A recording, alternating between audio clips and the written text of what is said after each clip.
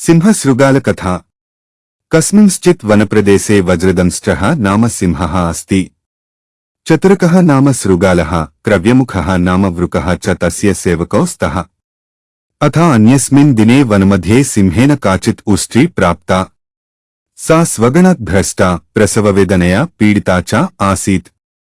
सिंहः तां मारयित्वा तस्याः उदरं स्फोटितवान्। तदा तस्याः गर्भात् जीवनलघुः उष्ट्रशिशुः बहिः निष्क्रान्तः।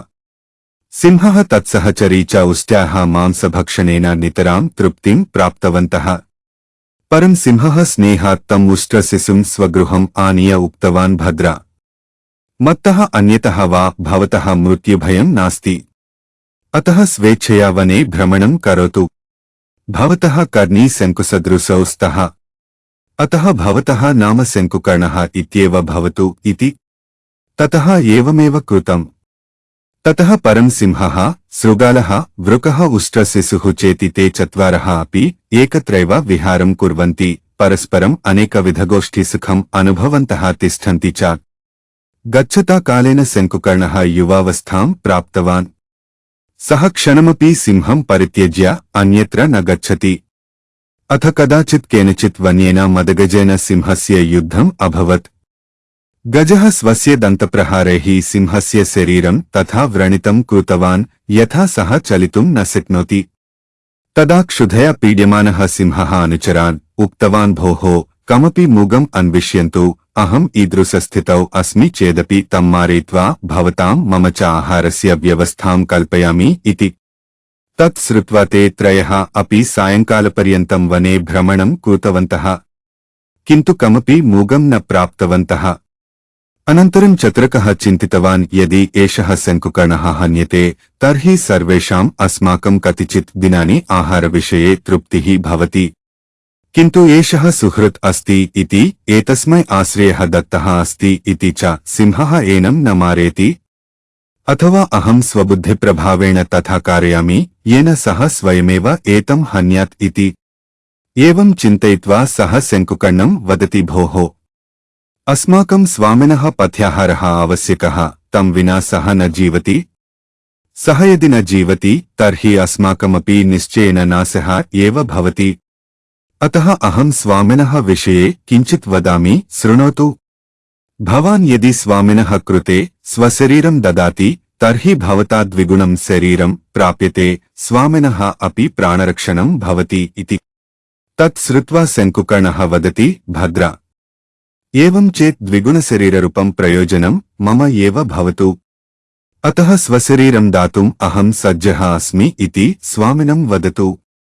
परम् अस्मिन् विषये धर्मः प्रतिभुः करणीयः। अयं विषयः धर्मसाक्षिकः करणीयः इति भावः एवं निश्चित्य ते सर्वे सिंहस्य समीपम् आगतवन्तः।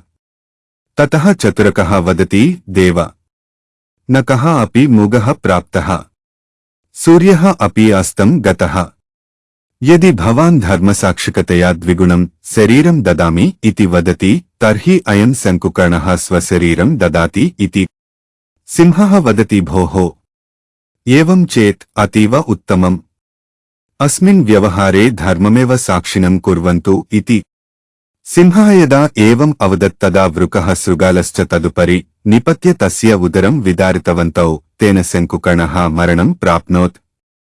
अथ सिंहः शृगालं वदति, भोः चतुरक, अहं नदीं गत्वा स्नानं देवपूजां च कृत्वा आगच्छामि। तावत्पर्यन्तं भवान् अत्र जागरूकतया तिष्ठतु इति। अनन्तरं सः नदीम् उद्दिश्य गतवान्। सिंहः यदा गतवान् तदा चतुरकः केन उपायेन एषः उष्ट्रः मम एकस्य एव भोजनयोग्यः भवेत् इति चिन्तयित्वा वृकं वदति, भोः क्रव्यमुख, भवान् बुभुक्षितः अस्ति। अतः यावत् स्वामी नागच्छति तावत् अस्य उष्ट्रस्य किञ्चित् मांसं खादतु। सः यदि आगत्य पृच्छति तर्हि अत्र भवतः दोषः नास्ति इति अहं प्रतिपादयामि। अतः निश्चिन्ततया खादतु इति। वृकः तत्श्रुत्वा यत्किञ्चित् मांसं हृदयं खादितवान्। तावता चतुरकः, भोः, स्वामी आगतः, भवान् दूरे तिष्ठतु इति अवदत्। वृकः मांसं परित्यज्य दूरे स्थितः। तावता सिंहः आगतः। सः यदा दृष्टवान् तदा उष्ट्रस्य शरीरे हृदयमेव न आसीत्। तदा कुपितः सः रुक्षतया वदति, अहो कः एतम् उष्ट्रम् उच्छिष्टम् कृतवान्, तमपि अहम् मारयामि इति। वृकः शृगालस्य मुखं दृष्टवान्। यदि सिंहः पृच्छति तर्हि अत्र भवतः दोषः नास्ति इति अहम् प्रतिपादयामि इति भवता उक्तं खलु, तत्प्रतिपादनाय किमपि वदतु इति अभिप्रायः तस्य मुखे प्रतीयते स्म। तदा चतुरकः विहस्य वृकम् अवदत्, भोः भवान् मम उपेक्षां कृत्वा मांसं खादित्वा इदानीं मम मुखं पश्यति खलु इति। तस्य वचनं श्रुत्वा वृकः प्राणभयात् ततः पलायनं कृतवान्। एतदभ्यन्तरे कश्चन उष्ट्रगणः तेन मार्गेण आगतः।